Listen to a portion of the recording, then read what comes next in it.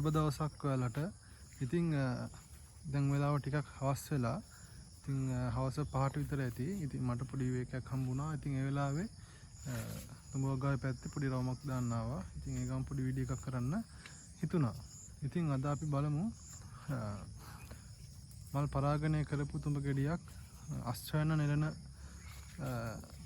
තත්ත්වය දක්වා වර්ධනය වෙන්න දවස් කීයක් ගත වෙනවද සහ අස්වැන්න නෙලන්න සූදානම් ගෙඩිය අපි කොහොමද අඳුරගන්නේ කොයි වගේ සයිස් එකකින්ද අපි අස්වැන්න නෙලන්නේ ඒ ගැන පොඩි කරුණු ටිකක් ගැන අපි කතා කරමු.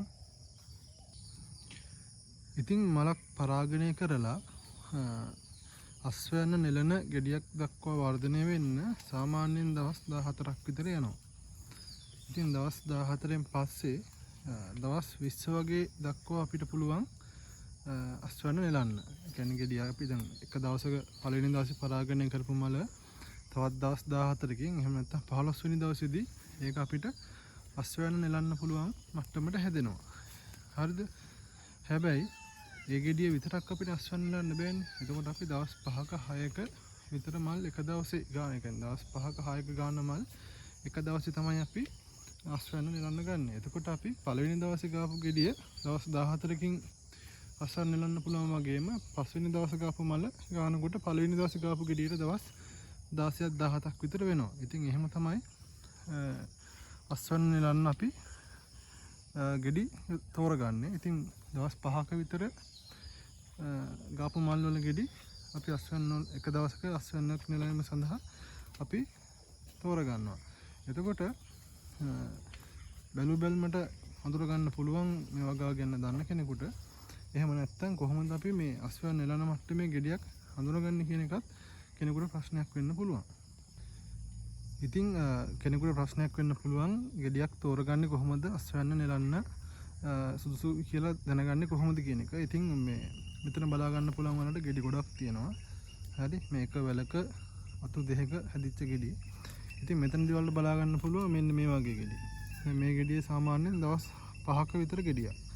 ඉතින් මේක දවස් 6ක වගේ ගෙඩියක්. මේක දවස් 7ක විතර වගේ ගෙඩියක්. 7ක 8ක වගේ ගෙඩියක්. මේ පොලිමෙට තියෙන ගෙඩි ටික මේකට වඩා ලොකු ගෙඩිය මේක. ඊට ලොකු ගෙඩිය මේක. ඊට වඩා ලොකු ගෙඩිය මේ තියෙන්නේ. හරි. එතකොට මේක දැන් දවස් 9ක 10ක වගේ වෙන්න පුළුවන්. මේ ටික මම දල වශයෙන් කිව්වේ. මේ ටික සාමාන්‍යයෙන් දවස් 6 7 8 9 10 වගේ මේක දවස් 10ක වගේ ගෙඩියක්. එතකොට ඔයාලට පුළුවන් මෙන්න මේ ගෙඩිය. මේ හොඳට හැදිලා තියෙනවා. කටු ගොඩක් ඝනකමයි. ඒ වගේම කටු වලට බලන්න පුළුවන් අර පොඩි ගෙඩි වල වගේ නෙමෙයි කටු ඈත් වෙලා තියෙන්නේ. චූටි පොඩි ගෙඩියක් ගත්තොත් එහෙම ඉතින් මෙන්න මේ වගේ ගෙඩි වල වලට බලා ගන්න පුළුවන් මේ තුඹ ගෙඩියේ කටු කියන ළඟ තියෙන්නේ. ඒ වගේම මේක අල්ලනකොට මේ සියුම් අතර පොඩ්ඩක් රළු ගතියක් තිබුණාට අර තද ගතියක් නැහැ නැමෙනවා නිකම්ම. ඒ වුණාට අර මම අර පෙන්නපු මෙන්න මේ වගේ සයිස් ගෙඩි තද කරලා බලන්න කටු අතේ ඇනෙන නිකන් රිදෙන ගානට ඇනෙනවා. ඒ වගේම මේ වගේ කටු හොඳින් ඈත් වෙලා තද කොළ පාටක් වෙලා තියෙනවා කටු. රයිට් අත තියලා බලන්න පුළුවන් මේ අතේ බලන්න මේ අල්ල වැහෙන තරමටම තියෙනවා. බරගත්තොත් මේක සාමාන්‍යයෙන් ග්‍රෑම් හොඳ මේ වගේ ගෙඩියක් නේ මේක ග්‍රෑම් 30ක් විතර තියෙනවා. හරි සාමාන්‍යයෙන් ග්‍රෑම් 50 විතර ගෙඩිත් තියෙනවා. දැන් මේක ඊටත් වඩා ලොකු ගෙඩියක්. මේක ග්‍රෑම් 40ක් විතර තියෙයි කියලා මට හිතෙනවා. ඉතින් මේ වගේ සයිස් ගෙඩි අපිට පුළුවන් නෙලන්න. හරි. මේ වගේ ගෙඩි ගන්න පුළුවන්. හැබැයි මේක මේකට දවස් 16ක් විතර වෙනවා. හැබැයි මේ මතක තියාගන්න ඕන කාරණාව තමයි දවස් 20 පයින්කම් පැනනට පස්සේ මේ ඒ කියන්නේ ඊට වඩා පරක් වෙනකන් ඉන්න අස්වැන්න නෙලන්න. මොකද අපිට මේක ගෙඩිය හැම කොළ පාටට පෙවුනට මේක ඇතුලෙන් ඇට ඉදෙන්න ගන්නවා. හරි දැන් මේක දැන් 16ක 15ක ගෙඩියක්. දැන් මේක කපලා බැලුවොත් එහෙම ලොකු අවුලක් නැහැ. ඇටත් එක්කම ගෙඩිය කැපිලා යනවා. හරි පිහකින් කැපුවොත් ඇටත් එක්කම කැපෙනවා. ඒ කියන්නේ මේක අපිට උයලා පහසුවෙන් කන්න පුළුවන්. එතකොට අපි දැන් දවස් 20ක විතර ලොකු මට පෙන්වන්න මේ හරිය එන හැම ගෙඩි. ඉතින් දවස් 20ක විතර ලොකු ගෙඩියක් ඒ වගේ පරිණත වෙච්ච ගෙඩියක් කැපුවොත් එහෙම කපන්න අමාරුයි. ඇට පැහිලා තියෙන. ඒ කියන්නේ ඇට ඇතුලෙන් ඉදීගෙන එන්නේ. ඉතින් ඇට පැහිලා තියෙන. එතකොට ඇට නිකන් මේ බිත්තර කටු වගේ. කන්න හැම ටිකක් අමාරුයි. එතකොට අපි මේ ඒ වගේ ගෙඩි කඩලා වෙළඳ පොළට අරන් ගියාම ගන්න පාරිභෝගිකයට මේක ටිකක් ආහාරයට ගන්න ටිකක් අපහසුයි. සහ ටිකක් අර ඇට හැපෙනකොට ඒක ටිකක් නීරස ගතියක් එනවා. ඒ හින්දා අපි ඒ ගැනත් හිතන්න ඕනේ. දවස් 20ට කලින් 14ට පස්සේ 20ට කලින් අස්වැන්න නෙලන්න මතක තියාගන්න ඕනේ. ඒක අපි කාලයක් කරනකොට අපිට ඒක ලොකු අවුලක් නෑ. අපිට තේරෙනවද මේක නෙලන්න පුළුවන් මට්ටමේ ගෙඩියක්. ඒ හින්දා අපි දැන් මේ අස්වැන්න නෙලන්න ඕනේ කියන එක අපිට තේරෙනවා. ඉතින් තවත් කරුණක් ඔයාලට කියන්න ඕනේ. දැන් අපි අලුත්ම තුඹ වගාවක. ඒ කියන්නේ අස්වැන්න නෙලලම නැති තුඹ වගාවක නම් අපි දවස් 14 20 වගේ වෙනකම් බලන් ඉන්නේ නෑ.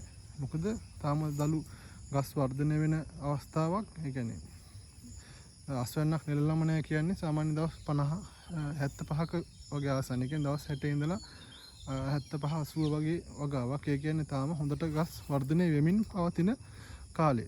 එතකොට ඒ කාලෙදී අපි ගස්වල ගෙඩි ගොඩක් පැහෙන්න දුන්නොත්. ගස්වල ගෙඩි ගොඩක් පැහෙන්න දුන්නොත් වෙන්නේ ගහ වර්ධනය වෙන එක අඩු වෙනවා. ඒ කියන්නේ ගහේ පෝෂණය යොමු කරනවා ගෙඩි වර්ධනය වෙන්න.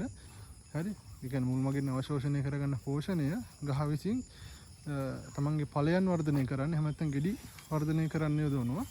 එතකොට දළු වැදෙන එක සහ අලුතින් මල් හට ගන්න එක ටිකක් අඩු වෙනවා. හරි.